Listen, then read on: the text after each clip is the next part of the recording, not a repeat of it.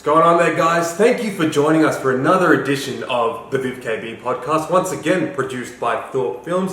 Thorpey, the man behind the cameras. Thorpey, thanks again. No worries. You're on ethnic time today, buddy. We are running well behind. What's the deal? I was really busy. Sorry, real busy. So we. Well, ladies and gentlemen, I am super excited for our guest today. I have seen this guy from his last amateur fight all the way through his entire professional career. We have today Beau, the Mummas Boy Hartas. Beau, thanks for coming on, man. G'day guys, thanks for having me. Pretty excited. So, yeah. Mate, I'll tell you what, I'm not, you're not the only one excited. I know when we announced you, I sort of said it off camera, we just got that many messages of people being really excited to hear your story, so we really appreciate you. That's what drives me, mate. It makes the heart pump. So, well, mate, you are the people's champ of the Capital Fight Show scene. So, man, look, are you happy to get straight into it? Yeah, let's do it. So, tell us, man, where'd you grow up? So I was born in Canberra. And then I think for the next 22 years I lived in Jerrabomberra. Mm-hmm. When I first moved out there, just right behind my house was nothing but bush. Yeah, right. So me and my two older brothers, I've got two older brothers, one's 9 years above me, the other one's 8 years above me. We'd dead set just jump the back fence and off we'd go. It was the best. Straight adventure time, huh? Oh mate, outdoors boy. So, if you don't me ask, how old are you now, Beau? 31, 32 this year. Awesome. In June. Right, so your brothers had 8 or 9 years on you. Yeah, so one's, what's that? 40, 42, 40, 41. How, if you're 31, your maths is well off. No, I'm 31, so I'm 32 this year, so it makes Todd 40, Tran to be 41. Didn't you say 8 or 9 years? 8 and 9. I've got two brothers. So it'll be 39 and 40. No, he had his 40th last year. I don't know what I've done there. How old are you, man? I don't know what I've done there. The years that I've given you are wrong. One's 41, one's 40. Alright, well that's what we got established. Alright. But, so what was it like growing up with two older brothers? Oh, mate. Well, my mum and dad, when I was younger, my mum and dad split up. So that's sort of a little bit where I get the Mummas Boy name from as well, which I am really a Mummas Boy, but that relationship with my dad has always been really strong. I've always had a good relationship with my dad. I see him as, my dad is sort of like my hero, Everything he's achieved in football and everything, I just look at him as being the absolute man. Like, just the blokiest bloke you could ever imagine. So I really do admire that man. But with my brothers, they taught me, having them around every day, day in, day out, they taught me a lot, how to get up from having a big stack on a push bike and just rub it off like it was nothing. Going from bush walks, catching lizards, catching turtles, catching snakes. I think I was like 9 years old when I brought home a snake by myself. A snake in a backpack, yeah. So I've always been a bit of a wild kid. Mate, I'll tell you what, this shows the difference between an Aussie and an Indian. If I see a snake, like, man, we're moving house. We're moving house, brother. I'll get it for you, don't worry. Mate, okay, so like, where did you go to school? Was it schooling done in Canberra? Yeah. So primary school was at St. Bede's in Red Hill. Mm-hmm. I don't really know why I went there, to be honest. Brothers went to St. Peter and Paul's, I think, in Phillip. That's in Phillip, yep. Yeah. But yeah, I went there and it was a good school. It was a little bit slow at school, but I think what I made up in that, I sort of excelled in being funny. We'll put that down as that. And then for high school, I went to St. Eddie's. So St. Eddie's from year 4 to year 12. Mm-hmm. And still got some of the teachers and stuff on Facebook now. Great people, great blokes that I went to school with. Terrible at rugby. Yeah, I was definitely terrible at rugby. I was more of a clown. But yeah. Well, actually, let's talk about that. What sports did you play when you were growing up? Yeah, well, going through school, I just played obviously rugby union. That's what it's saying. It is well known for, is it's rugby union. Mm-hmm. I played first couple of years pretty seriously, and then just sort of lost contact with it. What position did you play? I was a bit of a Buddha back then, so prop. And then sort of when it wasn't too serious, just sort of second row in the forwards. Yeah. But then I got right into BMX riding, so Oh, cool. yeah, street riding and skate parks and dirt jumps, and absolutely love that. Absolutely love it. If there's something I could be doing other than boxing, it'd be that. I just don't have the style or the I don't know. I just don't have it. Mate, you're preaching to the choir. I've never been good at anything except talking, which is why we do this. Yeah. Well, let's talk about your boxing, mate. When did you first decide you wanted to become a boxer? Well, I started boxing in year 12 at St. Eddie's, so early sort of year 12. And just decided to go and give it, actually went to the skate park on my push bike beforehand and went to the boxing and just got in there, and I was no good, that's for sure. I was definitely no good. Elaborate on that. Well, I just couldn't throw a punch, couldn't do anything right, I couldn't put anything together. Like, there's a lot of kinetic energy in boxing, same hand, same foot, same time. That's how you get the knockout punches. But I just could not do anything. And that's what sort of, I think, spurred me on this new thing to learn, and something about being able to be a smashing machine in or amongst all this, but also learning at the same time, sort of grabbed me. Was it something that lured you towards boxing? So, I mean, like you said, you weren't very good at the first time. My dad, I did a little bit with dad and one of his friends years and years ago. And one of my friends was doing it at the time, James McPherson, junior Australian champion, really good bloke. Give him a bit of strap every now and again about it all, but he's an absolute legend. Yeah, just went and to the same place he did. He was in the elite class, I was just in the beginners. But also I've got it running through my blood, so my nan's cousin is Kenny Bradley. Now Kenny Bradley fought years and years ago. He's still alive now. He's still down the coast, training people down the coast, down at Batemans Bay. But he had, if I'm not wrong, I think he had 103 fights, and then he retired, and then he came back and he fought. I think he lost 13 of those, 15 times. Anyway, he fought those people, 13 of those people again.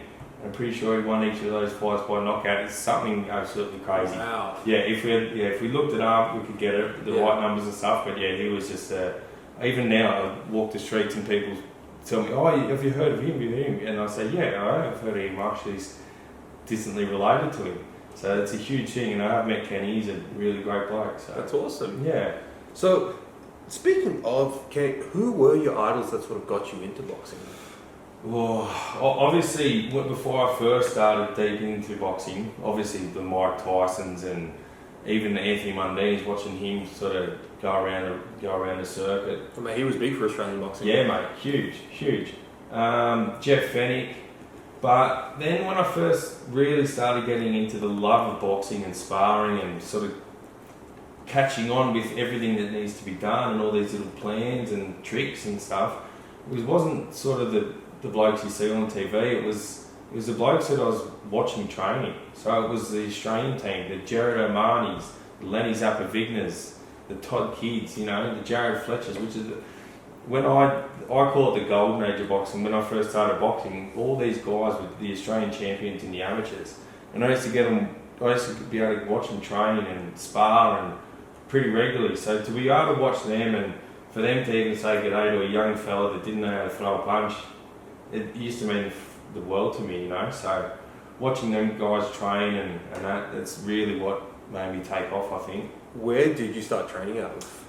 I started training at PCYC Erindale, so it usually takes quite a fair few months to get into the elite class, but I sort of really, when I got in the ring, the coaches and stuff described me as a shark smelling blood, because as soon as I'd smell the blood, it was all over. I'd just race in and clean them up. So it only took me like under a month and a half to get into the elite class. I think 3 months about just under 3 months later, I had my first fight. So it's really, really quick. And this is a guy that apparently couldn't throw a punch at the start. Mate, yeah, exactly. That's all I had was a good shot on me, and yeah, tough. So. Right, so let's talk about your amateur background. When was your first fight? First fight was, I was still 18, and it was the year 2006. It was in Orange at the local football field. The grandstand was packed. There was all these big tables around the ring, and it was probably about 7 o'clock. It was a pretty early thing. And I went in there and I was as nervous as all fuck, to be honest. Yeah. I was nervous as. For my first 3 fights, I don't think I took a breath. Honest to God, I don't know how I did it, because I had to tell my teammates to yell out to me to breathe, because I would run in, throw a big barrage of punches, and then sort of come out and then off I go again. So yeah, I wasn't the best. But consistency definitely helped me pull through. So let's talk about your amateur background. How many fights did you end up having? Whole amateurs, and had a few sort of not on the books, and a few modified kickboxing. It's 37 fights, and 11 of those were losses. That's still good as an amateur. You know, I think from what I've learned about the industry is when you're an amateur, you just want to fight as much as possible, right? Mm. You just want to get as much experience as you can, and get as many times in the ring as possible. Well, that's it, man. In my first year of boxing, I had 12 fights in 1 year. Wow. 2 of those occasions I fought twice on the one night, and 3 of those opponents, so out of the 4, 3 of those opponents were up weight, and won all the fights. Twice on one night? Twice in one night. Did you have to go in as first fight Beau Hartas, second fight John Smith kind of thing, or what was the goal with that? Nah, first fight Beau Hartas, second fight Beau Hartas. And yeah, thank God got all the big W's, the wins. So yeah, I'm pretty proud of that. Mate, how about that? And like I said, 4 of those opponents are the next weight division up. But that's just how it was. Like my old coach Donny Abnett, he's awesome bloke, absolute awesome bloke, and he knows how I am. He just used to rev me up. You're gonna go in there and you're gonna. Was he the coach at the PCYC? At PCYC, right. Yeah. So yeah, he used to get in my ear, and that used to make me fire right up, and I would go in there and just do the best I could. All guns blazing, huh? That's it, mate. All guns blazing. When was the move to Stockade? I moved to Stockade. So Donny went out and he became the coach of. Or maybe the talent coach from the AIS. Really, really good coach. He deserves everything he gets because he's awesome. So then was doing a little bit of training out at PCYC still, and I knew Gary Hamilton for years. And Gary's always been a good bloke. He's always told me to come out in his little accent. And I've always wanted to, and I knew he had Dave there, Dave Toussaint, who's as you know, unreal boxer. He was fantastic. Because this was years and years ago. So I ended up going out there, and Gary and the boys took me straight in. So it took me straight in from Stockade. So that would have been boxing 13 years. That would have been probably 6 years ago, 7 years ago, and have not looked back since. What's your relationship with Gary like? Yeah, good. Really good, mate. Funny guy, huh? Yeah, oh mate. He is. Have you got a Gary story for us? Don't come into our gym if you're easily offended. That is all I'll say. You don't have to be a great boxer, but if you've got it. Don't come into our gym if you're easily offended. Thin skin, no good. Yeah, that's it. No, Gary's a crack up, but he's a fantastic coach, isn't he? Oh mate, yeah. Well, he got Dave to where he is, to where he was. A lot with Dave's help as well, and Dean, Dave's dad Dean. They put so much work in, so much work, and that's just how Gary is with all his fighters. What was the difference like going from training at the PCYC to Stockade? Alright, so PCYC for me was more like go in there, smash them up. Whereas with Gary, it's a lot more technical, where coming from me just wanting to take people's heads off, coming back to, no, sit back on your punches a bit more, wait for him to do this, wait for him to do that. Gary, in my what's the word? In my experience, Gary was a lot more. There was a lot more to boxing for Gary being a coach, you know. Right. And that's not taking anything away from Donnie, because they're both unbelievable. I'd have both of the pair of them in my corner against world champions any day of the week. Yeah. So. Well, it can be like that sometimes. You know, you can have a coach that. And I needed that with Donnie. I needed that because it really brought the mongrel out of me. Really, and that's what I'm known for, is having a good punch and being tough. So I needed that. Well, sometimes it's the angel and the devil on the shoulders, except they're both angels this time. You got one guy that's going to back you till the end, tell you you're all good, and the other guy go, maybe put your guard up a bit before you throw that next punch, right? Yeah. Well, that's exactly right too. Yeah. Yeah. True. So that's really cool. Now, when did you turn pro?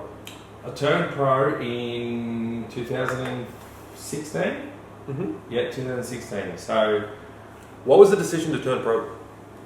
well, I had my daughter in 2015, Mm-hmm. and before I had her, I was going to work, and I wasn't training. I had nothing to do. So I'd go to work, and I'd literally think about boxing for at least 4 or 5 hours. No shit. There's no fucking joke that's no shit, 4 or 5 hours. And it was killing me. I wasn't even training at home, and it was really killing me. And then I was just thinking to myself, look, I've got to be here to support my family. This is what I've got to do now. I'm becoming a dad. I had my little girl, and something just clicked in me. Something just clicked, look, I'm still young, I can still do this. I think about this way too much. I've just had a little girl, I've got something bigger to fight for than myself, and giving the crowd a rowdy time. So let's fucking do this. So I had one more amateur fight. Was supposed to fight a local boy. He pulled out, and then I got a better fighter, which is better because, well, I like the tough fights. He came down. He was supposed to be a tough fight. Ended up wiping the floor with him, which I'm happy with because he was a great fighter and tough as too. The next year, that was at the end of the year in 2015, and then I just said to myself, I'm going pro. I'm going pro. Right. Well, So- mate, before we actually touch on your pro career, I mean, you obviously turned pro now, but you still work and you've got your family, Yeah. catered for. How do you find that balance of, being a pro athlete and then balancing your family and work and stuff like that? Yeah. To be honest with you, it's tough. It's really tough. Especially now, because my daughter just wants to play, and that's just how I am. I just want to play. How old's your I'm daughter? a big kid. She's 3.5. Wow, that's awesome. So, yeah. So I'm a big kid at heart as well. So there's nothing more than I like better than just grabbing her and throwing her on the bed and wrestling her and busting her up and walking the dogs, washing the dogs, whatever. Getting the bike out. So for me to go to training, I go to work, then I go to training, straight from training. And sometimes when I get home till 7:30, 8 o'clock, I spend half an hour with my daughter. Yeah. And in that half an hour, I'm also having to feed, having a shower, and getting my shit ready for the next day at work. So it is really tough. And saying that again, like my boss who I work for, Dino from D Group, he knows how hard I work and I love working there. It's awesome. But I'm doing a lot more work than the average bloke is as well. So when I'm on. I'm flat out at work. Yeah. Flat out at work. So and then I get to training and flat out there, and then I get home and I'm just rooted. Or you gotta be flat as fuck by Yeah, exactly. Then the weekend comes, and I'll do a training session Saturday, or work Saturday, or do both most of the time if I can. And then Sunday comes around, and it's just sort of my rest day, and I just want to lay down. Which is tough. If I had the opportunities that some blokes get, mate, I'm telling you, Right. sky's the limit.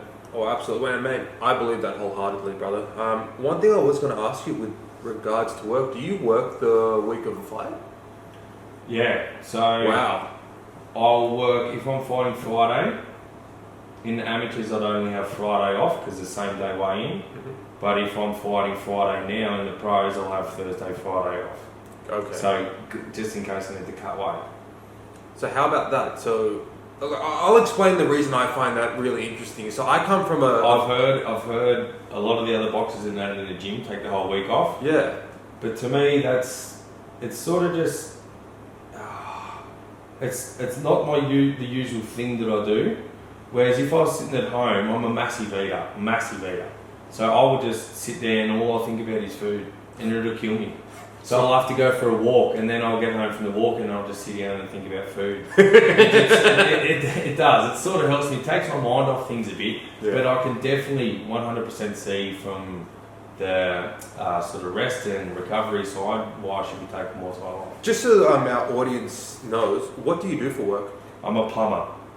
Been with the same plumbing company, the famous D Group of Canberra, for 13 years now. Mate, every time you give them a shout out at the fight night, boy, do they get rowdy for you. I'm part of the furniture now. Part of the furniture. Love it there, mate. Absolutely love it. Right, sorry, how long did you say you've worked for them for? 13 years. Wow, So 13 years. Boxing and working for them for 13 years.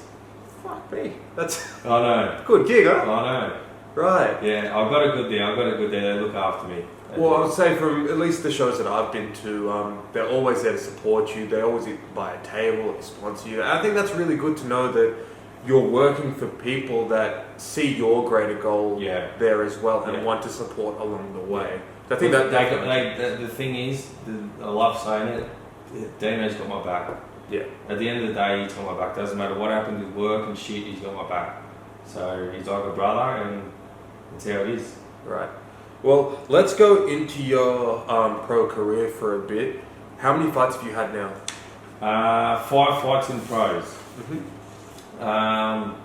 Just looking for a little something. So for anyone that doesn't have the video content to this right now, Beau, for whatever fucking reason, decided to write an essay just so he knows what to talk about. I was scared yesterday. I was scared. No, I wasn't scared. I was daunted. But like I said, ladies and gentlemen, if there are any times where you are watching this, we might even try and break this up into little bits in the future to make it easier, because I know Beau's got so much he wants to talk about, which I think is amazing that he wants to share all this kind of stuff with you. So there might be times that we flick back through things, but we will do our best to keep on track.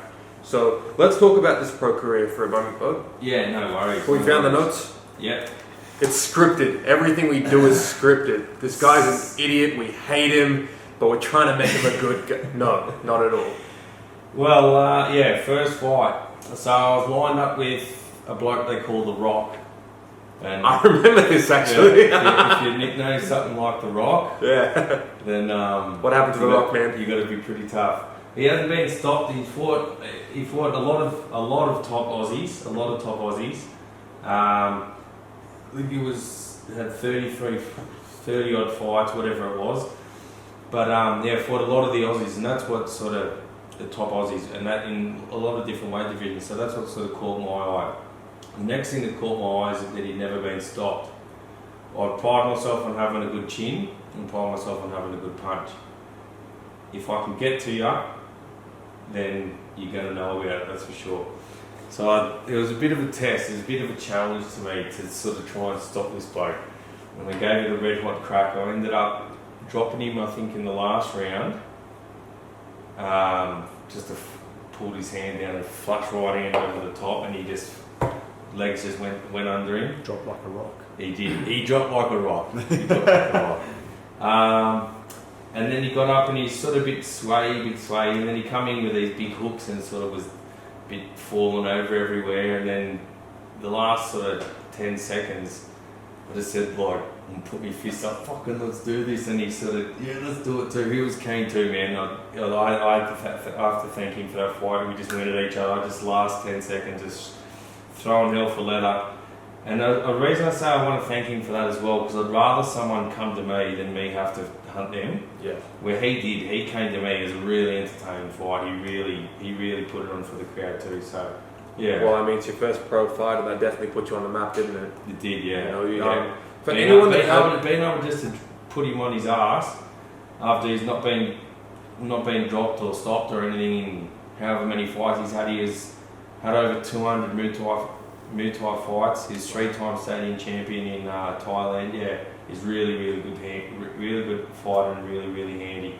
Well, I mean, that's a big Experience, fight to so- have for your first fight, right? Yeah. What were the nerves like turning pro in your first fight? Oh, I couldn't wait. I Yeah? couldn't wait. I used to get a little bit nervous, but something's in me. I think it's a maturity. It's just clicked, and now I just don't really get nervous. I get excited. I just cannot wait. I'm like literally nearly jumping out of my skin. What song did you work out to the first time? Thunderstruck. Right. So By that's, ACDC. mate, that's sort of your theme song now, isn't it? Yeah, I've had it a few times. Yeah. Last fight I didn't have it. Last fight I had Jump Around That's right. by House of Pain. That's another old school. I like the old school things. Yeah. When it comes to selecting your music, what sort of leans you towards certain songs? I've come out to seriously heaps of different shit. I've come out to Have You Ever Seen the Rain? So have you ever seen the rain? I've come out to a fair few gangster songs. I've come out to some dance songs. That one, the Thunderstruck, I wanted to come out to something that sort of got my old man and a few of his more older mates sort of revved up as too. So that's why I went out with something a bit old school. And then House of Pain, that beat just gets me pumped. Yeah. So, And for anyone that hasn't seen Beau fight before, I think it was 2 fights where you walked out with a Darth Vader mask on. I did, yes. it was because it was May the 4th. May the 4th. So May the 4th. Who thinks of that? You know, he's got a fight, this guy's coming out to kill him, and this guy's like, fuck, Star Wars. Yeah. Let me go get a prop. As soon as the fights got announced on that day, there was no way I was not wearing it. And I already had that costume anyway. I love dressing up and love costumes and shit. So What's your fondest memory of dressing up? What's the best thing you put on? Oh, I don't know. For the premiere of the Ninja Turtles, love the Ninja Turtles as well. I went to the movies with my wife dressed up as Raphael. Yeah. Full suit, full eye thing and everything. That was pretty cool. That's awesome. Got some strange look, especially when you're there with my wife. And you had the scruffy beard and everything to go along with it. I had a mad mustache. Yeah, That's right. You had the little. Yeah, that's right. Yeah. So going back to it, man, you've just had your first pro fight. You've got the win. Was that the moment you went, yeah, I kind of want to give this a real crack now? Oh, mate. Going from the level of amateurs compared to the level of the professionals, it might not be so much the boxing, because most of the amateurs clean up in the pros. As soon as they go pro, they're the fucking next world champs. Right. But it was the show. It was the atmosphere. It was the grunt. It was me sitting back a bit more and waiting to connect in with the hardest hit I can. It was a lot more, instead of just being brrr, brrr, or brrr, all fast paced shit. It was more sort of sit back and wait and outsmart him, out trick him. The show was heaps awesome. The show was awesome. The music was awesome. The crowd was sick. You know, so I absolutely loved it. It really brought that fire back, that fight. So for anyone that doesn't know, Beau fights under Nick Bootsov's promotions at the Capital Fight shows. So most of the shows in recent years have been at the Hellenic Club of Woden. And you are right, it's a very cool atmosphere when that place is sold out, isn't it? Mate, yeah. And especially it's electric. It's electric. Mate, especially the times you've done so well with your career. You're now from a co-headliner to a main eventer. So you're there when everyone's very round and they're ready for that last fight. So once they've had a couple of drinks into them, there is nothing better than seeing both the Mummas Boy Hartas bang it out. Yeah, that's it, bro. What were your friends like when you turned pro? Were they very supportive of? Yeah, 100%. And I'll be honest, I love a drink, and they all love a drink too. But the boys that I've got in my corner, they support me and they acknowledge that I have to do it. Yeah. And they want me to do it because they know that I've got more in me than what I've given now. They know I've got fucking shitloads left. Right. And they know that I can pull off some extremely unbelievable things, and that's what I'm here to do. Yeah, But it's one thing, so for anyone that hasn't gone yet, I implore that you do get a ticket to the next Capital Fight show, because Beau is, I can't even explain it, the crowd that you get are so, it's wild. But it's not bad wild, it's like they're not even dickhead wild, it's just like they're so pro Beau. It's crazy. It is. That's exactly what. This is a shoot on my friends. Every time I do cool shit, you guys always you fucking like the photo, but we don't cheer, man. Man, when And this guy the walks out, tables that I get a couple of tables, couple of sponsor tables and stuff as well. They all love it. They all froth on it. They all come. You come once and you'll keep coming. I'll give you your money's worth if you come to the show. well, That's for sure. let's talk about that. How does that feel to now know that you are a professional boxer and mates that you might have grown up with and stuff like that, they're now there in your corner while you're in this ring, all attention is on you. You flatten the guy, you won the fight, you turn out and they're all there. Mate, I've always thought, I swear to my daughter, I've always thought that I'm put here for bigger and better things.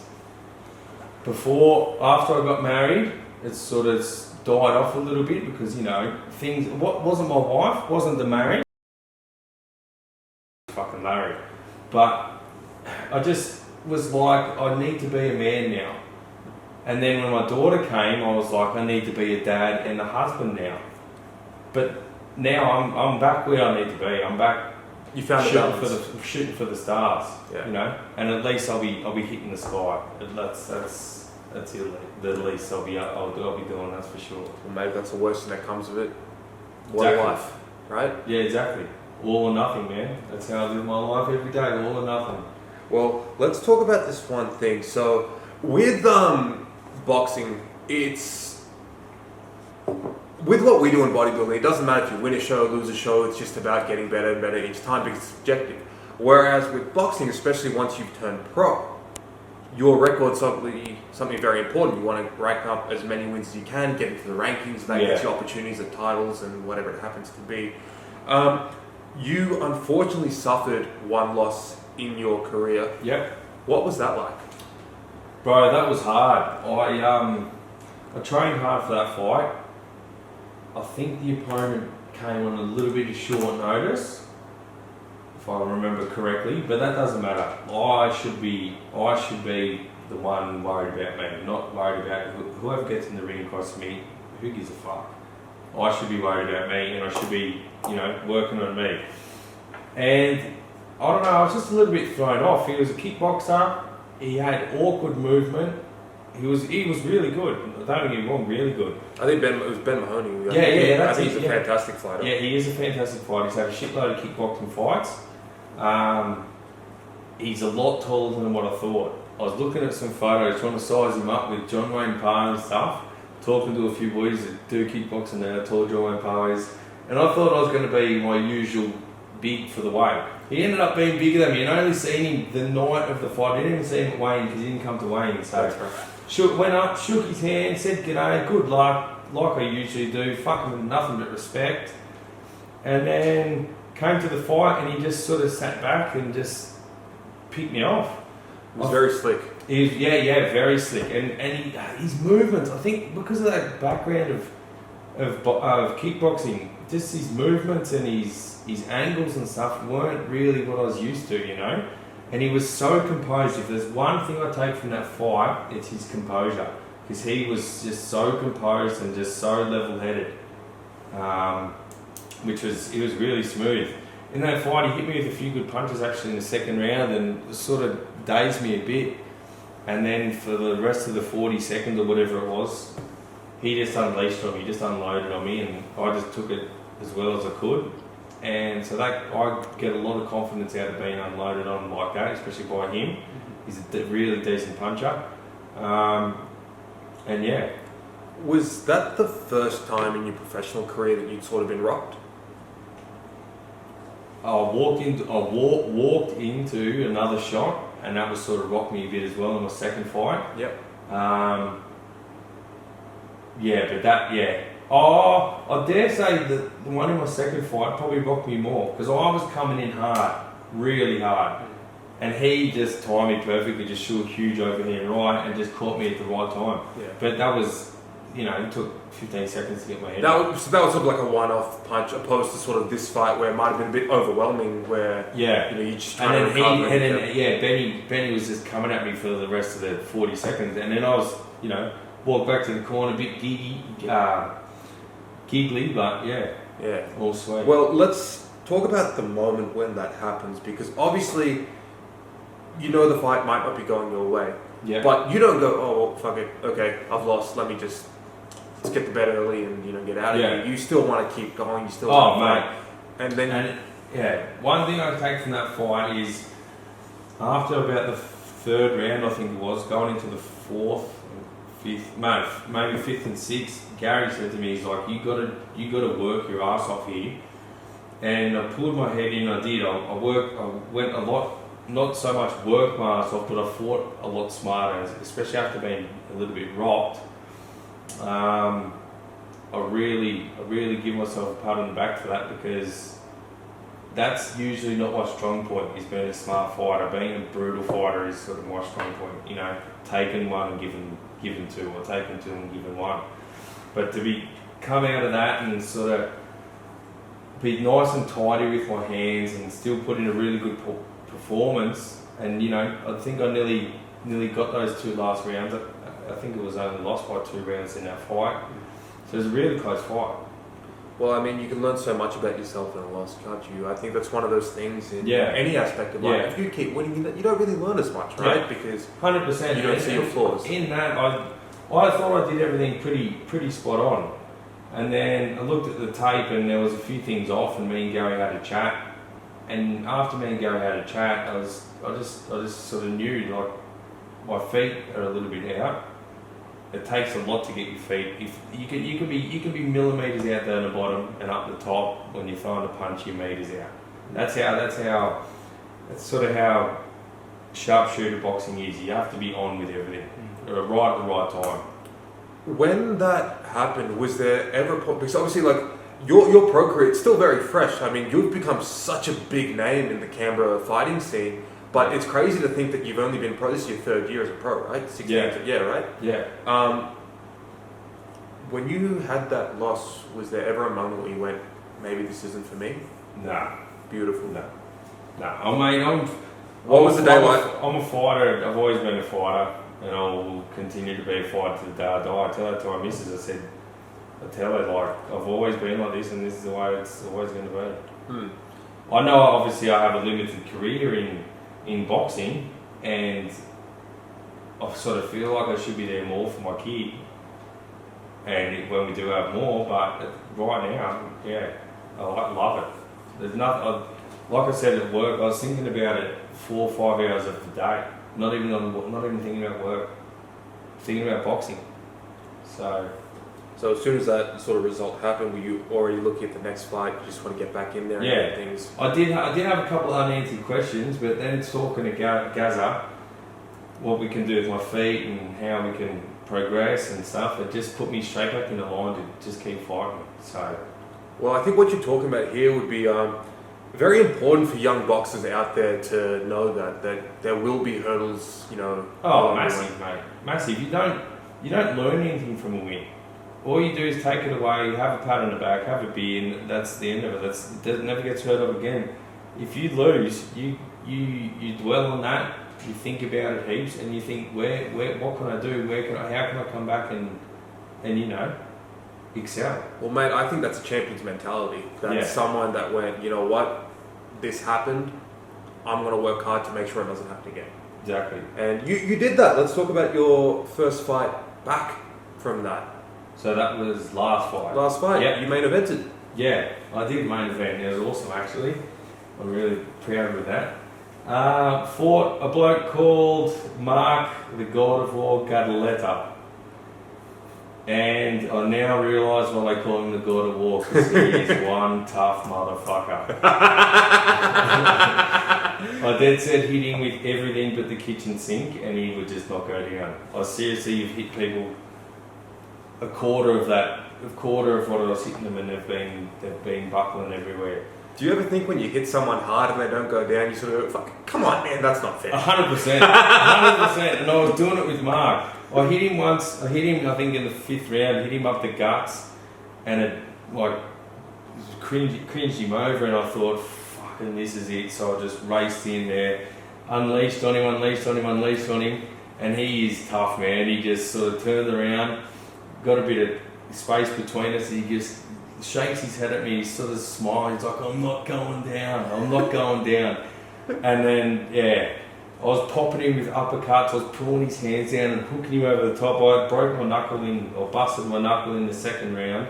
Yeah. With my right hand. That's the bread and butter punch. So you're an orthodox fighter, so that's your... Yeah. So to not have that, I was still throwing him as hard as I could and landing on his head as hard as I could. But he just would not go down. But I don't know if you've ever had those dreams. Have you ever fought someone in your dreams? Yeah. Have you ever noticed that you can't hurt them? I'm hopeless. Mate, it's sort of like that. You're beating the shit out of this guy. Like, oh, come on, man, wake up. The only difference is that between that and that is, I know I was fucking slogging him hard and fast, and he was getting a bit giggly and that, but yeah, he's one tough man. One tough man. Well, I mean, that would have been a really cool thing, I guess, going from that loss. This is your big time coming back. You're in the main event of your hometown, and you're in a fucking war, man. Oh, it was a war. If I wasn't punching, he was punching, and it was just 6 good, hard rounds of just, going toe to toe. And that's what I needed, to be honest with you. I would have rather have gone 6 hard rounds, like I did, than just get in there and wipe the floor with someone. Yeah. And that's what I needed. Well, and that's what brought me back, Absolutely. So. Well, I mean, this was one thing that Beau and I sort of talked off air, which was who he is as a human being. This is someone who is so raw and so real, and what you see is what you get, that you couldn't have him any other way. You've main evented this show, the biggest fight promotion in Canberra, and do you remember what it was like when you got on the mic? Oh, yeah. So I'm sitting with the matchmaker, Adam Lovelock, and we're sort of sitting there applauding, like, oh, he's done really well. Stephen Palos, the MC's there to interview him, like, oh, I want to hear what Beau has to say. And Stephen goes, hey, Beau, congratulations on your win. How do you feel right now? Beau goes, mate, holy fuck, I can't fucking believe that fucking happened. This guy's a fucking tough cunt, I can't... And I just looked at the matchmaker, Adam staring. It's Beau. Yeah.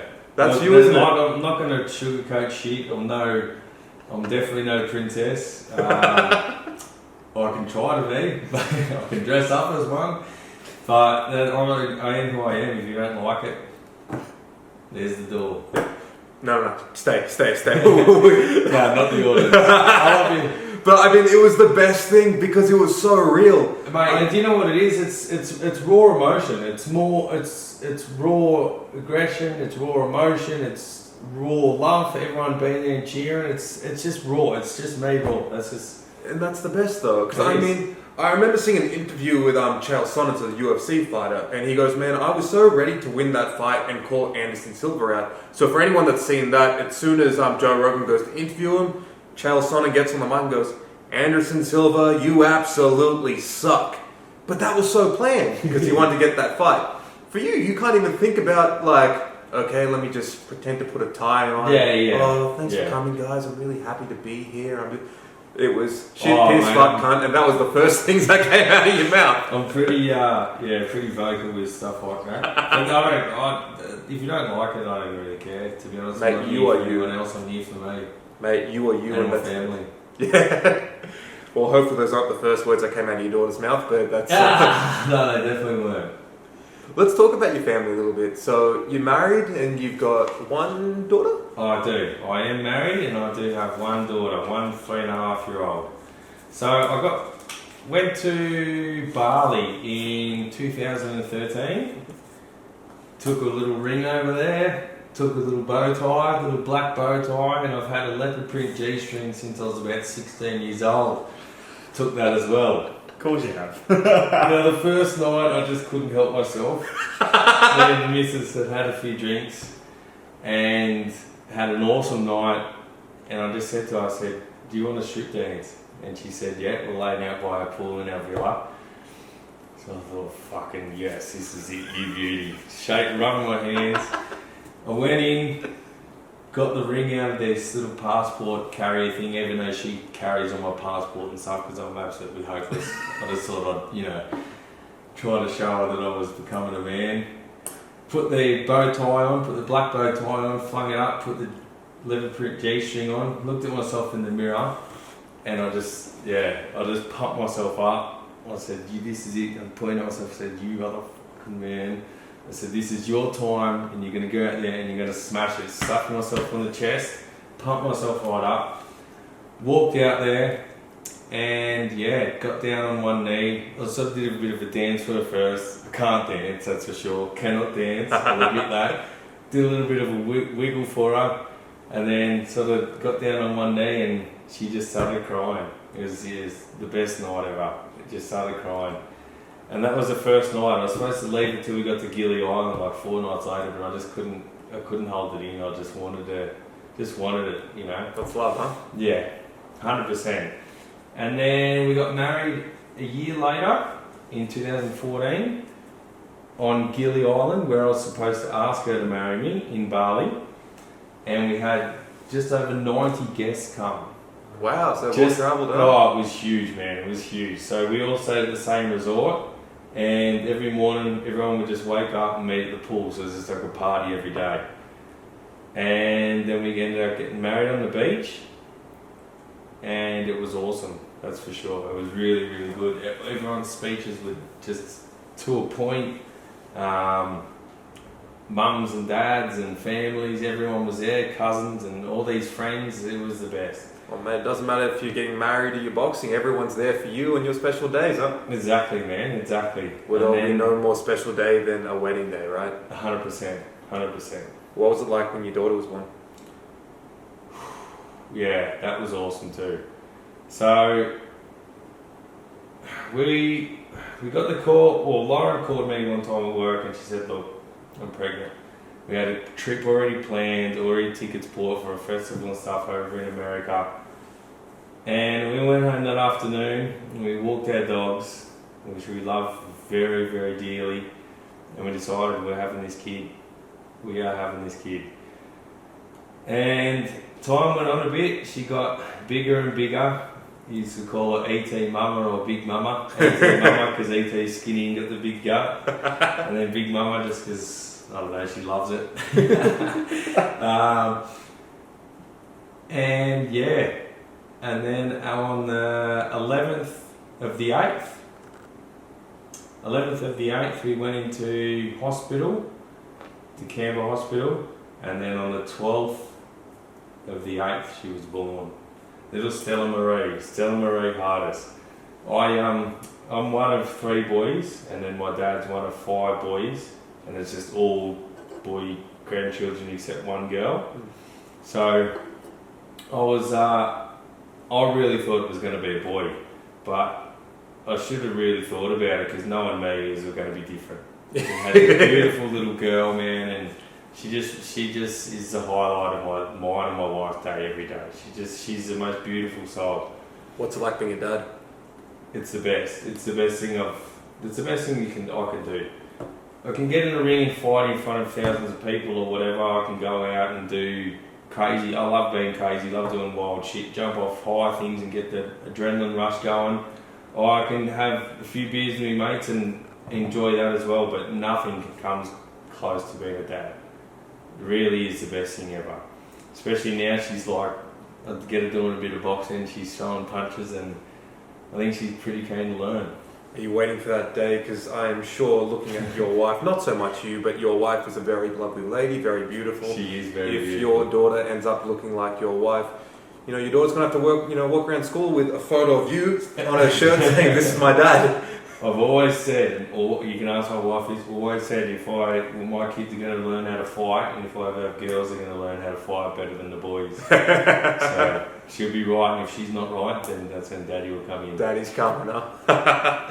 That's awesome, man. Well, look, I mean, something I guess I sort of learned off camera that we will touch on now is you've obviously got this very strong relationship with your family, but you had a pretty traumatic, I guess we can almost call it childbirth, right? Yeah. Let's talk about this.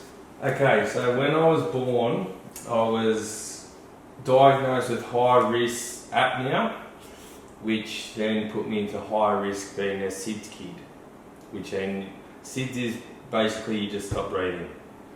So SIDS is sudden infancy death syndrome? Yeah. That's right. So for anyone that doesn't understand, Yep. that's what SIDS is. So you pretty much just stop breathing, and they still don't have any real leads or clues on why it happens.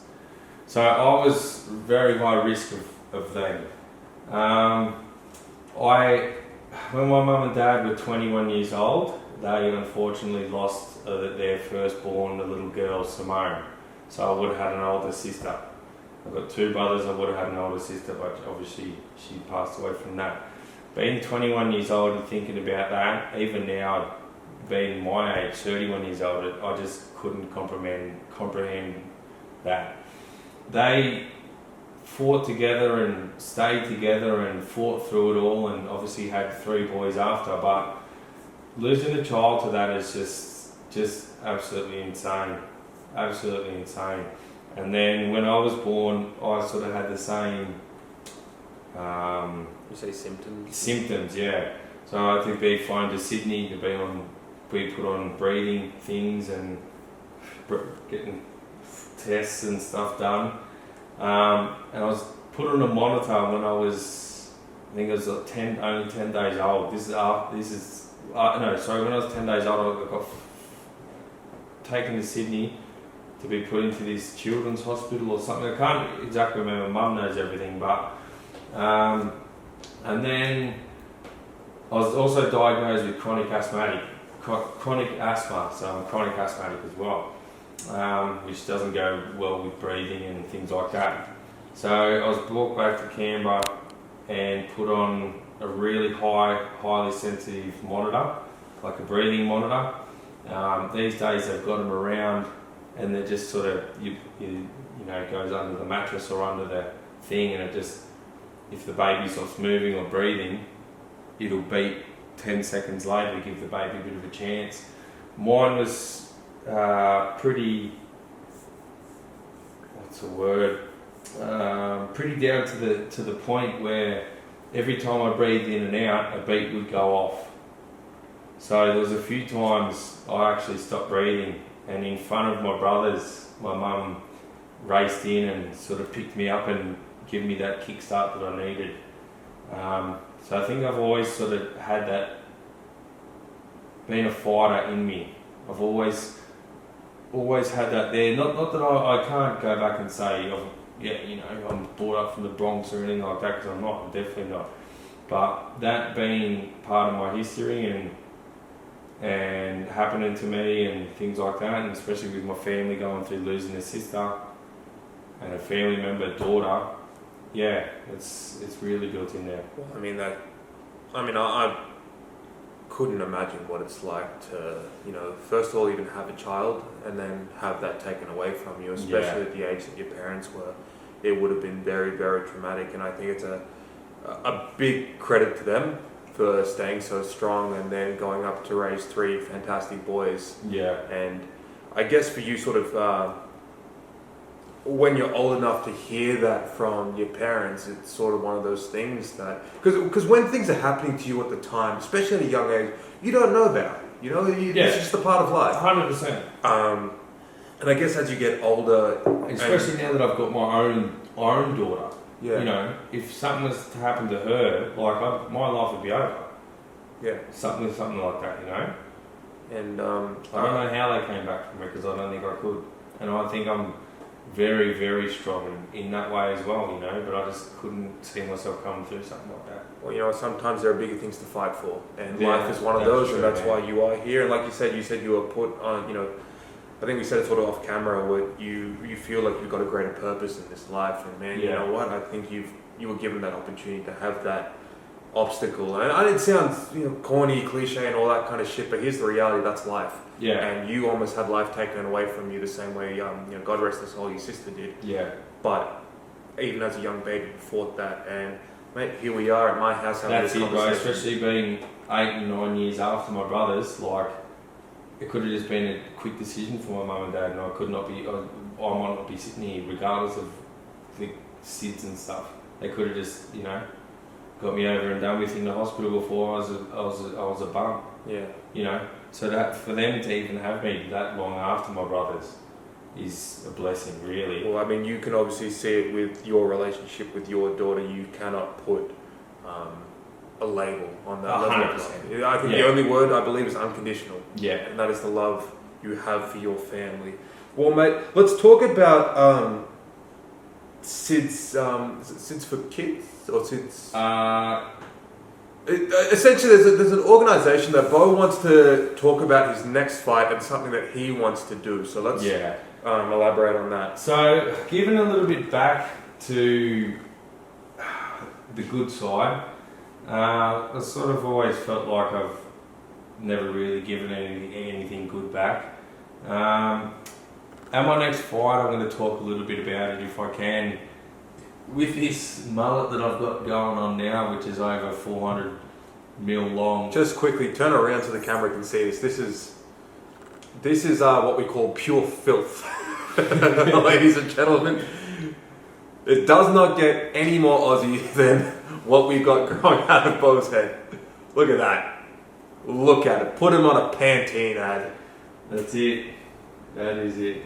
Beautiful. Sorry, elaborate, my friend. Yeah, so I want to give a bit back, and when I finally do cut my hair off, which will be this year, I want to try and raise as much money as I possibly can and give it back to SIDS. Now, I know with all the research and stuff and how hard it is to sort of even detect or pick up why SIDS happens, and that people are dying from it. I want to try and give back to it just because I was a SIDS kid and I've lost a family member who was a SIDS kid as well. So I'd really like for everyone to get around that. I know I'll be sad when the mullet's gone, but it's for the greater good, and I can always grow hair again. Yeah, I was sort of making jokes about the hair and stuff like that, but it's obviously something you've grown for a long time, so it does actually have a lot of meaning to you. It does, man, yeah. So to sacrifice something like that and attach it to something as special as this, I'm not one person for preaching charities and all that kind of stuff for the sake of social media. This here is a very real cause. This is someone that has been directly affected by something, and if you want to know the biggest side of this, is just sort of what he said before. It's the families that get affected. 100%, man. I'm not just doing this for me. I'm doing it for my family. I'm doing it for my sister. I'm doing it for other people's families. I'm no God or anything like that. Don't get me wrong. I'm far from. But if I can give something back, bro, that's what I want to do, especially to them. Because it's pretty close to my heart. So no, absolutely. Well, look, it's not much, but from us here at the VivKB podcast, we'll happily donate at least $100 towards that, man. Because it's you're more than welcome, and I wish we could do more, but we don't have any sponsors. But no, I really do think this is a great opportunity for everyone that is coming out to the Capital Fight Show 16, April 5th at the Atlantic Club of Woden. Get around this cause because it is something that is so special. 100%. We often take life for granted, I think. Oh, mate, every day. I could walk outside and get hit by a car. I could walk outside and get struck by lightning. It could be sunny. You never know, right? 100%. That's what I always tell my wife. I said, don't go to bed angry with each other. Give me a kiss and let's do it, because I hear too many stories of shit like that happening to people. Absolutely. And once they're gone, they're gone. There's no bringing them back. Well, this is something that we will we'll definitely try and chuck at least a link down in the description below, or we will advise even on our channel a way that you can support Beau once Beau has decided how he wants to collect the donations for that. Well, but let's go back to the boxing side of things for a little bit. Yeah. In any sport, you want to be a champion. What was it like winning your first title? Yeah, mate, it's been a long time. A couple of time ACT champion. Fought at the Australian titles 4 or 5 times. But the thing that really puts it above all that is taking home that belt. Taking home that sick belt. Just so amateurs, you get these little peasant friggin' pendants or whatever the fuck you call them. But taking home this sick belt, and I just took it home and gave it to my daughter. That's what sort of sparked another thing in me. I want more belts. I want to fight for more belts. It's Conor McGregor. I want all the belts. Give me all the belts. Give me any name, any time. Just put a belt on it. Mate, Beau's gonna go out to Macca's. He'll eat whatever he has to get to heavyweight. Give me the belts. Yeah, and then we'll cut it. from there. We'll work our way down. Yeah. So, what was the first professional belt that you won? Okay, so my first belt in the pros was New South Wales title, middleweight New South Wales title, 72.6 kilo. Who did you fight for that?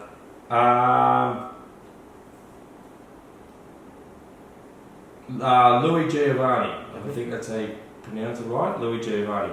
So he flew in. We had a good fight. I think it was stoppage in the 5th round. But I couldn't get any footage on him. Couldn't get any footage on him. So I didn't even see him throw a punch before that fight. Not one punch. Didn't know his style. Didn't know anything. He come in and sort of sat back a bit like Mayweather would, and he just was throwing bombs. So that's a little bit dangerous. If you've got someone with Mayweather style who can slip and weave and duck, and he's throwing bombs back at you, you've got to be really careful.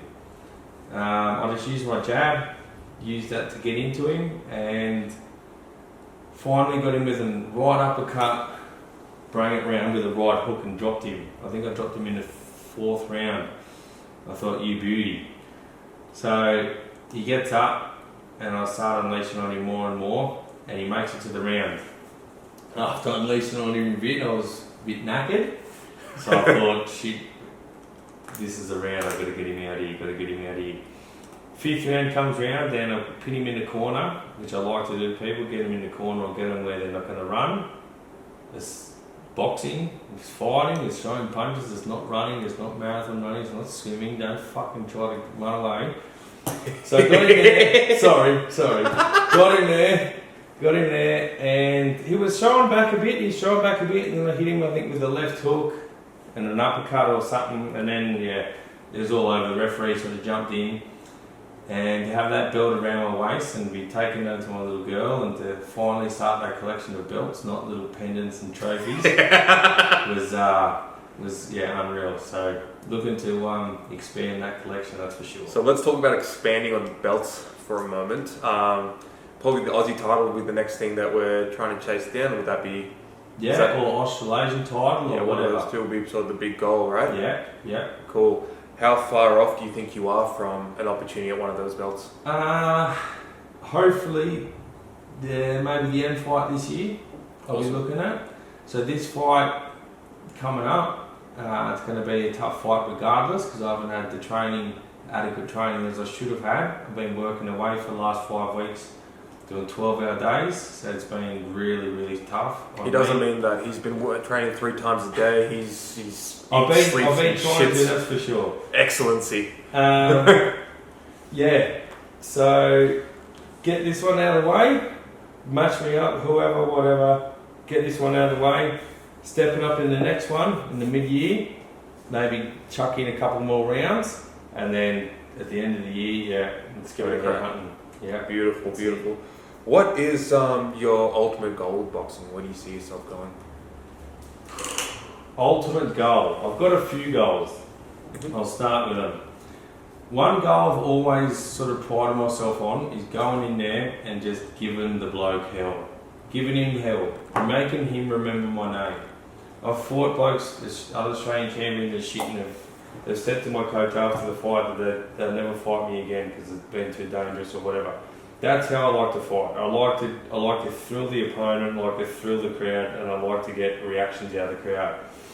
I want to be in entertaining fights that the crowd are going to remember and going to talk about after the fight. I think you got that one down pat. Trophies and pennants are great.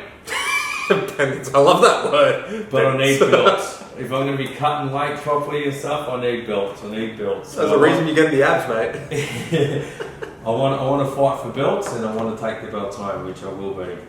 Aussie title has always been something that I've always wanted. Hence why I fought in the Australian titles for the amateurs a fair few times. But being a pro and being better suited pro and me loving it a lot more than amateur fights, that's the one I want. I want the pro belt. And then from winning the Australian title or Australasian titles, Give me whoever. I don't care. I've always fought blokes. I've always fought, trained with, sparred, pad work, whatever. I've fought Aussie champions. I've fought state champions. I've fought sparred junior world champions. Fought world title contenders. You know, always against whoever, whenever. The toughest blokes, the biggest hitters. They don't scare me. Feed me more, right? That's it, bro. Feed me more. Well, let's talk about moments in your career. What would you say was probably the worst moment of your boxing career? Worst moment? I'll tell you what's bad in boxing is underestimating an opponent that you know you can beat and getting beaten by it. There's not much worse than that, especially when it is an opponent that if you worked harder and you didn't take them for granted, you didn't do this, you didn't do that, but you did this and you did that, then you would have smoked them, you know. So that comes more onto me. So me putting myself into that shit position and not taking them seriously. Was that more so something in the amateurs or? Yeah, in amateurs, yeah. In the pros, it was losing for the first time.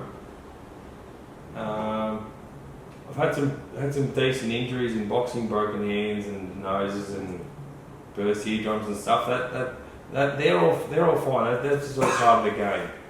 But the losing and the big fights, not having the energy to sort of continue going at the pace that I want to go at is another thing that really burns me.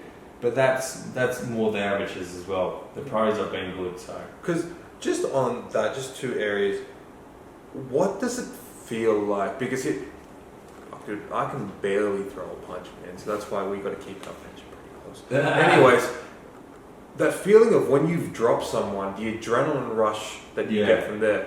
What's that like versus, let's say, when you have become a little overwhelmed, you're a little tired, but you want to keep going, your heart says keep going, but your body starts to say, yeah, right, let's go to sleep now. Well, when you drop someone, the crowd goes nuts, and that's sort of one of the first things that happens. The crowd goes nuts, he's on the deck, and I just get this overwhelming feeling of, fuck yeah, like this is it, I'm going to clean you up right now, right here, right now. So when I do drop someone, I get really excited. Compared to when I'm sort of not in the dumps, but in a little bit of trouble, I've been hit with some good punches. I sort of think to myself, you need to pull your ass out of this, otherwise you're gone. Not that I've got a pretty good record with not being dropped. I haven't been dropped in 13 years. Never touched the canvas in my whole career of boxing. Wow. Not once, and I've fought some really top blokes and trained with some really top blokes. There's been a couple of times. Dave Toussaint's nearly got me once or twice. Steve Lovett, he fought in America. Trent Broadhurst, he nearly got me. But yeah, safe to say I've never hit the deck in boxing, so I live by that. Fantastic. Tough as a $2 steak. Mate, I was going to say that, you know, I was thinking the worst part about boxing, you're getting punched in the face, mate, you seem You seem to thrive, brother. Well, let's reverse that now. Let's talk about what's it like for what's your favourite moment of your career so far? Favourite moment? Before I turned professional, the bloke was supposed to come down and mop the floor with me. I put it to him and dropped him a few times, and he was really big for the weight. He was a huge fella, and even one of the trainers and that was saying to me, "Oh, you be careful with him, or whatever." I don't give a fuck. Put him in front of me. I'm a war machine, mate. I'm gonna do my best, and that's the thing I love about boxing. There's only two years in there. It's me versus you. You give me your best, I'm gonna give you mine. It's toe to toe. Let's see who can get the win. And if you beat me, and it's not a shit decision, I'm happy for you. I'll shake your hand. I'll buy you a beer. That's just how I am. That's just who I am and how I am. There's nothing better than testing yourself against another man. Absolutely. Well, elaborate on that favourite moment. So it's winning ACT titles in the amateur boxing. So I used to train with a fella who then moved gyms, and I really look up to this guy. I won't say any names or anything, but he's really fast, really strong. He's a lot more experienced than me. I got matched up with him for the ACT title. I think it was my 11th fight. He'd had shitloads or whatever. 11 verse shitloads. Yeah. And I just went in there and I just did not let him get anything off. I just put him onto the ropes pretty much the whole fight and just banged away and banged away and banged away. I ended up smashing him just on points. So that was one of the highlights. So obviously looking up to someone that much and wanting to be even near their level to then fighting him and really putting it to him, that's a really big one. Turning professional, because I knew I had so much more to give and it was such an electrifying night for me. Being able to put him on his ass as well when he hasn't been dropped or stopped, and he's had over 200 Muay fights and 30 boxing fights. And with a name like The Rock. Yeah. Winning my first title, that was belt, I should say. That was really good too. Just taking that belt home and just having it there to start my collection, something to work on, something to have. I've still got it inside. All my other trophies and that are just in the shed in a box, but this is still inside. Me and the boys still even put it on to this day. Right. One of the boys will go and grab it and chuck it on. And What's the deal with belts? Do you get to keep them or? yeah. That's sick. Yeah, 100% you get to keep them. So so you get, if I was to fight again for that belt, they'd make a new belt. Cool. And then if I was to lose, the new belt goes to the winner, and I would keep my old belt. So no matter what, you get to keep that belt, Yeah. that memory. Yeah. Thank God, because Yeah. if I was ever a boxer and I got that fluke win, man, I wouldn't want to give it back. Like, come on, Yeah. man, please. Like, I'm not very good. Let me keep it. Yeah. That's really cool. So you want to get this collection of belts.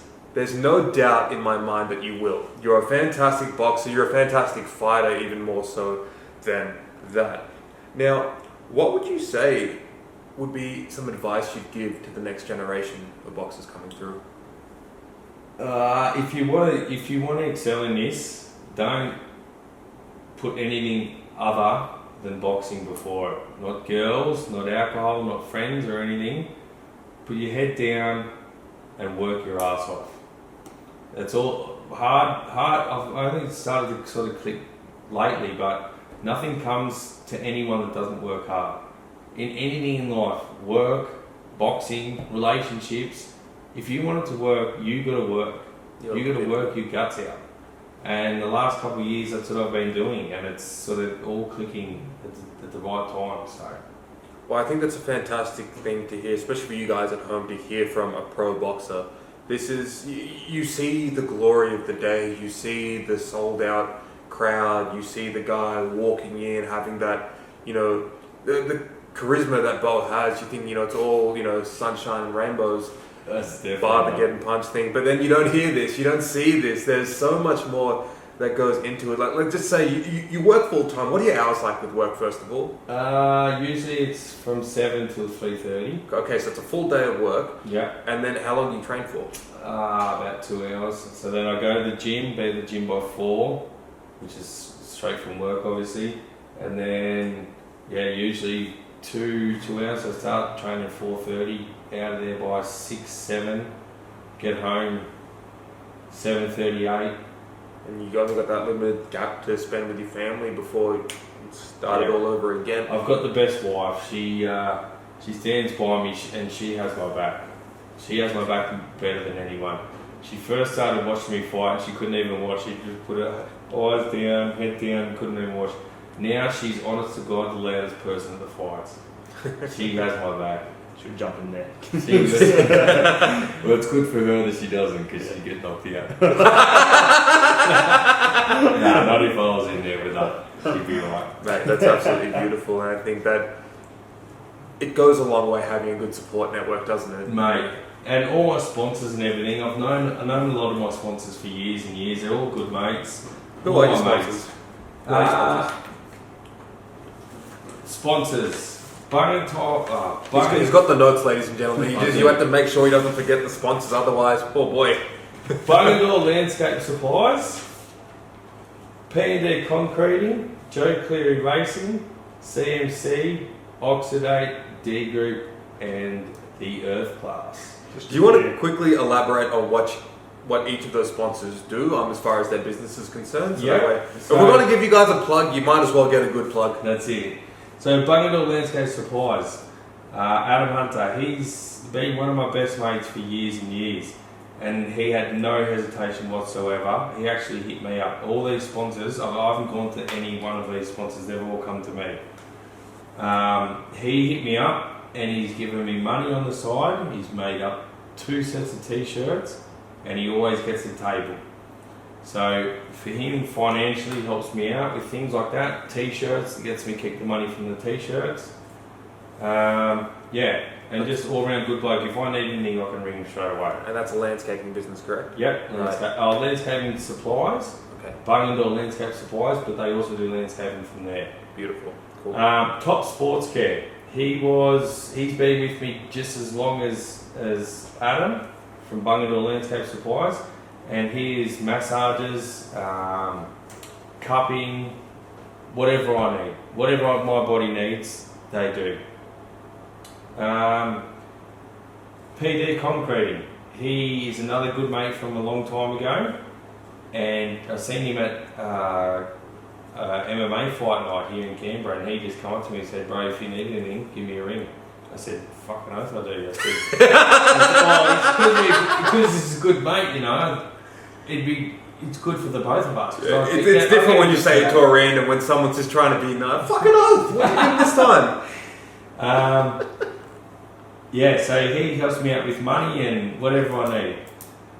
Joe Cleary Racing, he's pretty much part of family. Well, he is part of family, but he was part of family before this. He's mostly my old man. He's really well-known trainer from Queanbeyan for horses, and he also helps me out with a little bit of money. The CMC, I think we all know what that is. I was gonna, okay, so I've always wanted to know, because there's 2. There's the Canberra Motorcycles Club or some shit like that, and then there's... Capital Men's Club. Okay, not that I've ever been or anything. Yeah. They do haircuts, don't they? I've been dragged along a few times to the CMC, and it's a lovely night. No, he helps me out with a bit of dosh too. That's fantastic. And an absolute legend of a bloke. I met him through the P&D concreter that I know, Paulie, and yeah, couldn't ask for a better relationship with those 2 blokes. Fantastic. Next one is Oxidate. Oxidate Performance. One of our best mates moved from here, took a huge plunge. Him and his brother moved out, or he first lent himself. Moved out of Melbourne. His brother was playing football in Spain. His brother moved back. They've created this Oxidate Professional Performance Centre in Melbourne. They have all these soccer players working under them, working for soccer institutes and stuff. They're doing really, really well. They do all my fitness, not my fitness, my like pre-morning workouts and shit like that. What I should eat, my diet, supplements, they do everything like that. D Group, they do, I work with D Group, I play with D Group, I do everything with D Group. I am D Group. I am D Group. Been with them 13 years and it's been a hell of a ride. Dino is an absolutely top bloke and yeah, treats me like a brother to him. So, you know, he's my brother too. I've heard nothing but good things about him. Work with a lot of good blokes there. And they help me out with money and whatever I need, time off work, anything. Earth Class. Earth Class is another 2 of my best mates who I went to school with, 2 twins, so in my year. They've got a couple older brothers, the Barbaro family from Queanbeyan. That's their family-run business. Earth Class is like civil movements and building and construction and stuff like that. So they've always been, I've always been around all these people pretty much. Always, nearly years and years I've always been around. So they've always known what I'm like and how I am, and they're the ones that have come to me and wanted to support me. So it's even better feeling than me going out looking for people, you know. It's people that genuinely believe in you. And come to me with it all. So they help me out with money as well. There's another one that I don't have on the list, and that's Rest and Recovery Centre in Fishwick. He came to me as well, Wade, absolute top bloke, and they do the floats out there. Have you heard of the Epsom salt floats? Yeah. I've been there a fair few times for those floats and a massage and stuff off Vicky out there, and they're unreal too. Wow. They help me out with all the floats, anything I need, anything. He messaged me and said, "Man, do you want to try this?" And it's a thing for your recovery. And I don't even know what the fuck it is. So I'm just like, I can imagine you in a little bathrobe walking in there with your leopard G-string and then getting to that foot. But recovery is so important. Oh man, and I'm only realising this now that I'm 31, nearly 32 years young. How much important recovery is. Most of the time I just feel like an old man and look like one too. No, it's bad. And look, I think it's really important for everyone to understand what a big role sponsors do play in regards to turning pro, because there is a big difference between being an amateur and a pro, not only in the lifestyle but the standards of competing, and you need that support sometimes. Yeah, if you don't have that support and let's say if I didn't have any sponsors and I was going to take off, so the Thursday, the Friday, and I wasn't sponsored by their group or anything, there's a couple of days pay that I would be needing. That's your family that's suffering from that. It's the food that I eat these days is twice as much that I usually eat. Literally twice as much. So there's twice as much food that I have to pay for. Just shit like that. Protein powders and things like that. Even though you help me out because you're an absolute legend. Things like that. It's not cheap. There was no Viv on the list. Viv the man. White t-shirts, training gear, headgears, gloves, shoes, shorts. The shorts are expensive as. Bomber and Mummas Boy on the back. It's crazy. It's crazy what they do for me, and I could not be more thankful. Every single one of them. Everyone that's helped me. Coaches, my first early coaches, Donnie and Nat, Gary and Nat, teammates, everyone. My family. Friends, all the fans that come to support. You know what I really love? After I fight, I really love young kids or young people that just watch me fight, come up and ask me for a photo. It dead set makes it all worthwhile, makes all that shit training and everything, makes the fight is the easy part. It's a weight cut and the training that's the hard part. When I get a fan come up and ask me for a photo or come up and shake my hand and say, "Mate, I don't know you from a bar of soap, that was fucking awesome." That is, it just lifts me. It literally lifts me off the ground. So there's one thing that I've learned from getting to know you these past couple of years is how much that really does mean to you. I mean, if you look at this guy off the street, you probably think, "Oh shit, we've got another fucking brother from China or something like that." But you've got one of the softest hearts, and I am a big softie, mate. It's so receptive of kindness, It's you almost thrive with kindness. You're like, if something nice happens to you, you almost do double the nice thing, back. Yeah. At least that's what I've noticed. And when you do make that decision to, go into the ring and literally, throw for the fences, it's your life that you're putting in the ring, and it's a big thing. Yeah. To come out the other side and have people there waiting to take photos with you and just go, "You know what, that was the best part of my day." 100%, man, and I get that a lot. Like, I get it a lot. People come up to me and say, "Mate, you were fucking unreal. You were definitely fight of the night." I get that a fair bit and things like that, and I love watching you fight, and your style really is entertaining. Just shit like that, which it is. That's the way I like to fight, and that's how I fight. I bring it all to the ring, I throw it all on the table, wear my heart on my sleeve, and I fucking go hard. 100%, man. And look, it's such a big luxury, right, for us, especially, I believe, in the economy we have now, to sometimes have, there are people that really have to save the money to get tickets to these fight nights. And that's why I appreciate it so much, man. Because I know, there's sometimes that I've got even friends fighting kickboxing cards or whatever, and I don't have the money to go. It's $60 or whatever. $60, that might sound shit, but when you have a kid, you realise how much money you get, how far money gets you. Right? I don't have that. Sometimes I don't have that money to even go support them, and it fucking kills me. So when people come to support me and they hardly even know me, but then they're coming up after the show and we're having high fives and shaking hands and having a yarn and having photos, that's what seriously makes it. Totally. And all my mates in that as well, like I've got a lot of time, I'm really friend orientated. My mates are there, they'll be there they're ride or die too.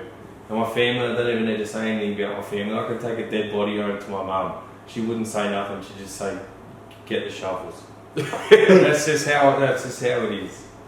I got the it's best never happened before. It's never happened. Yeah, promises. We've got the cops knocking. Yeah. We've just lost the main event of the next fucking fight. No, but you know, I can't speak in your shoes, but I know as a human being what it feels like to just feel like a superstar, even if it's for those few seconds where the world stops and you can take in all of that and go, man, I just made someone's night. And that's what it is, you know, sometimes is the unfortunate thing with promoting, and I'm sure Mr. Bootsos would probably say, is it's half action, but it's half entertainment. Yeah. You've got to entertain the crowd, you've got to entertain the sponsors, you know. Yeah. And sometimes there'll be guys that, you know, that they box like the amateurs. They're almost just trying to score points. That's all they're trying to do. Which is all well and good if that's your boxing style, but that's not you. Every time Beau Hartas is in the ring, he's in there fighting. My fucking God. Get the popcorn, get ready, do not blink, you might miss it. It is very, very From with entertaining. lethal intentions pretty much every punch. And that's how it is. Get in the way of it and get yourself knocked out. Was there anything else that you wanted to touch on before we start? Boxing has changed my life. It's dead set changed my life. I went from school and I've been a wild kid. I used to chase my brothers and stuff up the street with knives and baseball bats and throwing kitchen knives, long ass kitchen knives at them on the toilets. Question, sir. Are your brothers still alive? Yeah. Okay, so I'm saying that was the dead body that he brought home to mum. But yeah, I used to just go right off. And then school, I sort of went back into the sort of funnier side of myself. And then coming out of school, I picked up boxing and it's just brought that funny side and the crazy side together. And I wouldn't have it any other way. There's no man that I could see standing across from me that I wouldn't back myself over. When I was young, my oldest brother Trent taught me, if not the most valuable lesson that I've ever learned. And that is to always back yourself in whatever you do. Doesn't matter what it is, to always back yourself. And I didn't really think about it too much because I was young and when he told me this, but it's 100% right. If I don't back myself, if I don't give it all or nothing, then I'll get knocked the fuck out. You know, or I'll put a shit performance in. And I don't like putting shit performances. I want to go hard or I'm going home. So for him to be able to pass that on to me, my older brother, that's probably the biggest lesson and value that I've ever learned. I was going to say, besides chasing them with knives, would you say your relationship with your brothers is still pretty tight? Awesome. Every time I see him, big hug, big handshake, big cuddle. Yeah, we love each other. That's how it is. I was going to say, they used to give me a lot of slack and a lot of shit and a lot of dead arms and that, but they made me tough. They made me tough. Yeah. So. Did they ever chase you back? Yeah, a few times I can remember. I can remember if they had got me, I wouldn't be here. I was a little bit of a Buddha, but I could definitely climb and I could definitely run. You had to learn that. It's just like, you know, it's all fun and games when you've got the knife. When someone else does, you're like, oh shit, I don't like this game anymore. Yeah. Don't want to play. Yeah. It's really cool to hear you have that fantastic relationship with I your do, family. man, I do. I really. For anyone out there, not that I should be the one preaching it or anyone, but love your families always, because if you're going to have a real good go at this life, it's not a one-man show. That's it. It takes a lot of support. It's a lot of hard work and it's a lot of teamwork. And me and my missus, just touching back on my missus again, me and her are so similar. So similar. I often think we're long-lost twins, and you'll laugh at that. But I swear to God, man, we always write each other the same text with the same words, thinking the same thing, talking the same at the same time, want to do the same things. We're so similar. So that's why I think we work so good together. She's got my back and I've got hers. She does so much for me and so much for my daughter and so much for my family. Especially when I'm training, I'm getting home at 8 o'clock. She's already got Stella bath, she's got her fed, she's got the washing on, she's got dinner ready, even though most times, are dieting and shit. She has it down to a T. She doesn't care if I go for a quick sleep because I'm fucking knackered. And she knows me and I know her, and we've got it down pat. Well, mate, it sounds like the perfect relationship, and I think that goes a long way. So, big shout out to her. That's Go Lozzie! And in fact, that's exactly what he said when he won his last fight. How long do you see yourself doing this for, Beau? Oh man, I need a house, and I need some more belts, and there's a few fights that I really want. At least 2 years, at least. What am I now? 32 this year, yeah, 34. I definitely need to have a fight in front of my daughter. I still haven't fought in front of her. All right. So that might even be on for the next one. We'll see what happens there. But if it just depends how we go with all these fights and stuff. I want the Australian title, I want Australasian title. Once we've wrapped them up, then the world's my oyster. So, and the pros only get they get better with age. Not better with age, but I'm getting better because I'm getting more mature. May not sound like it, but yeah, I'm getting more mature. It's not about articulation, brother. It's just about getting to the point, and you certainly do get to the point. Yeah. Yeah, so I definitely got a couple of years left in me, that's for sure. What do you really want to give, especially I got a lot of blokes who I train with and I look up to even in my own gym, and I know I seem like so that I am a bit of the top contender for the main events and stuff, but there's no bad in fighting under that or anything, and I want to show these boys that that's sort of where you start and where you come from. You need to sort of build yourself up and go from there. Absolutely. Well, as Drake once said, started from the bottom, now we're here. And that actually has a lot of relevance to what you were just talking about. 100%, man. What do you want to do after boxing? I've always had a thing for animals. I've always loved animals. I'd rather punch someone in the face than step on a snail. That's true. That's true, man. I learn heaps about animals, heaps about wildlife and nature. I'd like to do something with that, but I don't know. D group's awesome, and it definitely pays the bills, and I like it there. I enjoy it there. I'm like family there now, So I don't know. We'll see what happens. Future Beau problems, right? Yeah, exactly. Right now we need more belts. I'd like to do something a little bit more with boxing, but like this after I retire and stuff. But I know there's a lot of people out there sort of around the same age and that could do a lot better than me within that thing, because I don't know if I have the patience. I don't know if I'm as smart as them when it comes to the boxing, and just go for gold, not sort of sit back and analyse it more. Yeah, but like I've said, anything's possible, man. We definitely having another kid. And then, a house, hopefully, fingers crossed, the house is on the cards this year. Fantastic. Well, it looks like a big year ahead. It's a big year ahead. So just quickly, animal lover, what's your favourite animal and why? Oh, I got too many, man. Sharks, wombats, snakes. Who the fuck says wombats? Why wombats?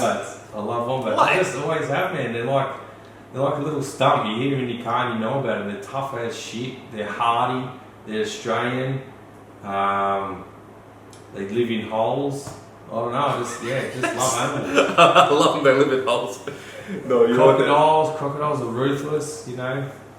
Tasmanian devils. They're ruthless. I'd love to own a Tasmanian devil. That'd be sick. Just keep strong to people. Well, mate, this is why we need more belts and we need more sponsors, because one day We will have our own. Yeah, that's it. No, that's fantastic, man. What would be your take-home message for the audience today? I'd just like to thank everyone first. I'd like to thank the fans for coming out, paying that good money. I know it's not easy to get the money to come out and watch, but come and watch, and I alone, I'll give you your money's worth. I promise you that. My friends, thanks for always coming and supporting me. Thanks for being there for my wife. Thanks for being there for my little girl. Anything I ever need. To my brothers that come, all my brothers, he's always got my back. Whether I'm in a pickle, I'm crying, I'm in a bad state, I'm in the best state. You just see me at the best and you love it. See me at my worst and you help me. To my mum and dad, thank you for making me the man that I am. I can now confidently say that I'm a man because of you two. No one will ever compare to the toughness that you two have, and the love for each other that you two have. Just makes me want to be a better man. I'd like to thank my little girl, Stella, even though she's only 3 years old. She makes me want to be a better person. I am rough looking around the edges, and I am rough inside, don't get me wrong, I think of some bad shit, but I do have a good heart, and she makes me want to give that heart even more to people, to be a better man. To my wife, Lauren, you're just everything. You're my baby. You've been my baby for over 10 years now, and that's not going to change anytime soon. Thank you for everything you do for me. Thank you for everything you do for Stella. Thank you for everything you do for our family and for us. Always putting yourself second so I can have this and do this. And being my #1 supporter and the loudest person in the crowd. I love you so much. I want to thank my sponsors. Bungendale Landscape Supplies, P&D Concreting, Top Sports Care, Joe Cleary Racing, CMC, Strip Club, Oxidate Performance, D Group, Earth Class, and Rest and Recovery. You guys, you've got my back, and I got your back. And this year, let's fucking do this. Let's give this a red hot crack. And lastly, I'd like to thank Nick and the crew, you guys, for always coming out, always putting your time. You know, you could be doing better shit than this. You don't need to be doing this, but you do. You support us like nothing else. So I'd like to thank Nick and the crew from Capital Fight Show. And lastly, come to the fights and watch it, because I guarantee you, you'll keep coming to the fights. You get to know the boxers, you get to know their styles, you get to know your favourites. It's not just me that's half decent on the shows, there's a lot of good fighters on there. Come and watch us all, and I'll give you your money's worth. Love it, man. Well, ladies and gentlemen, the next fight show for Beau is April 5th at the Hellenic Club of Woden. Tickets are on sale now. Capital Fight Show 16 will be something special, and like he has said, he will give you something special. He will give you something entertaining. That is because that is what he does every single time. Beau Hartas, thank you so much for coming on the show, man. We really appreciate it. Thank you for having me, man. It's been awesome. I've been excited, and I'm excited. You didn't even need the notes, man. There was no need for the notes. We were all good. I know. No, just in case. Love it, man. Well, ladies and gentlemen, thank you all for tuning again. Thorpe, thanks for once again producing this amazing content. Thank you very much, man. No problem. All good, and I'll hopefully see you guys at the next fight show. Be there to support you. Beau, and we'll see you next time.